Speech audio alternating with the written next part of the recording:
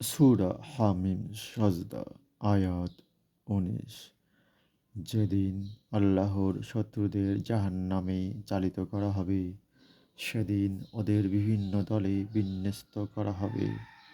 পরিশেষে যখন ওরা জাহান্নামের কাছে পৌঁছাবে, তখন ওদের কর্ণ, চক্ষু, ত্বক ও তখন ওদের কর্ণ, চক্ষু ও ত্বক ওদের কৃতকর্ম সম্বন্ধে সাক্ষ্য দেবে। এতে ওরা ওদের কতককে বলবে, তোমরা আমাদের বিরুদ্ধে সাক্ষ্য দিচ্ছ কেন? ত্বক বলবে, আল্লাহ যিনি সব কিছুকে বাকশক্তি দিয়েছেন, তিনি আমাদেরও বাকশক্তি দিয়েছেন। তিনি তোমাদের প্রথমবার সৃষ্টি করেছেন এবং তাঁরই নিকট তোমরা ফিরবে। তোমাদের বিরুদ্ধে সাক্ষ্য দেবে না কর্ণ, চক্ষু এবং ত্বক। এই বিশ্বাসে তোমরা এদের নিকট কিছু গোপন করতে না, উপরন্তু তোমরা ভাবতে যে তোমরা যা করতে তার অনেক কিছুই আল্লাহ জানেন না। তোমাদের রব সম্বন্ধে এ ধারণাই তোমাদের ধ্বংস এনেছে, ফলে তোমরা ক্ষতিগ্রস্ত হয়েছ। এখন ওরা ধৈর্যশীল হলেও জাহান্নামই হবে ওদের আবাস এবং ওরা অনুগ্রহ চাইলেও অনুগ্রহ প্রাপ্ত হবে না। আমি ওদের সঙ্গী দিয়েছিলাম যারা ওদের অতীত ও ভবিষ্যৎকে ওদের দৃষ্টিতে শোভন করে দেখিয়েছিল এবং ওদের ব্যাপারেও ওদের শাস্তির কথা বাস্তব হয়েছে, পূর্ববর্তী জিন এবং মানুষদের ন্যায়।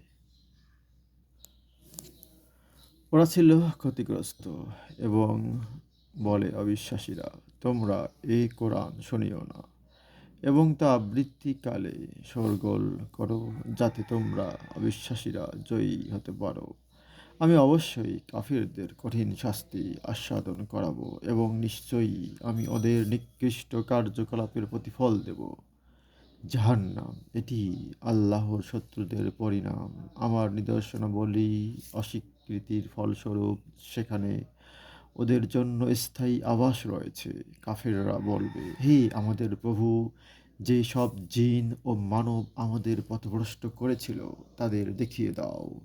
আমরা ওদের পদদলিত করব, যাতে ওরা লাঞ্ছিত হয়।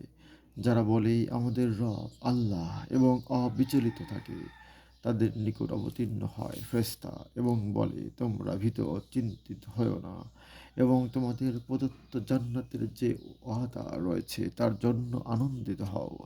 আমরা তোমাদের বন্ধু ইহকালে ও পরকালে। সেখানে তোমাদের জন্য সমস্ত কিছু রয়েছে, তোমাদের মন যা চায়, যা তোমরা আকাঙ্ক্ষা করো। ক্ষমাশীল দয়ালু আল্লাহর পক্ষ হতে হবে আপ্যায়ন। যে ব্যক্তি আল্লাহর প্রতি মানুষকে ডাকে ও সৎ কাজ করে এবং বলে, আমি তো আত্মসমর্পণকারী, তার অপেক্ষা উৎকৃষ্ট কথা আর কার? ভালো এবং মন্দ সমান হতে পারে না। উৎকৃষ্ট দ্বারা মন্দ প্রতিহত করো, ফলে যারা তোমার সাথে শত্রুতায় আছে সে হয়ে যাবে অন্তরঙ্গ বন্ধুর মতো। এই চরিত্রের অধিকারী কেবল তারাই হয় যা ধৈর্যশীল ও যারা মহাভাগ্যবান। যদি শয়তানের কুমন্ত্রণা তোমাকে প্ররোচিত করে, তবে আল্লাহর শরণ নেবে। তিনি তো সর্বশ্রোতা, সর্বজ্ঞ। তাঁর নিদর্শনাবলীর মধ্যে রয়েছে রাত ও দিন, সূর্য ও চন্দ্র। তোমরা সূর্যকে সিজদা করো না, চন্দ্রকেও নয়। সিজদা করো আল্লাহকে, যিনি এগুলি সৃষ্টি করেছেন। যদি তোমরা তাঁরই দাসত্ব করো। ওরা অহংকার করলেও যারা তোমার রবের সান্নিধ্যে রয়েছে তারা তো দিন ও রাত তাঁর পবিত্রতা ও মহিমা ঘোষণা করে এবং তারা ক্লান্ত বোধ করে না। সূরা হামিম সাজদা আয়াত ১৯ থেকে ৩৮। হে আল্লাহ পাক, আমাদের কোরআন বুঝে পড়ার তৌফিক দান করুন। আমিন।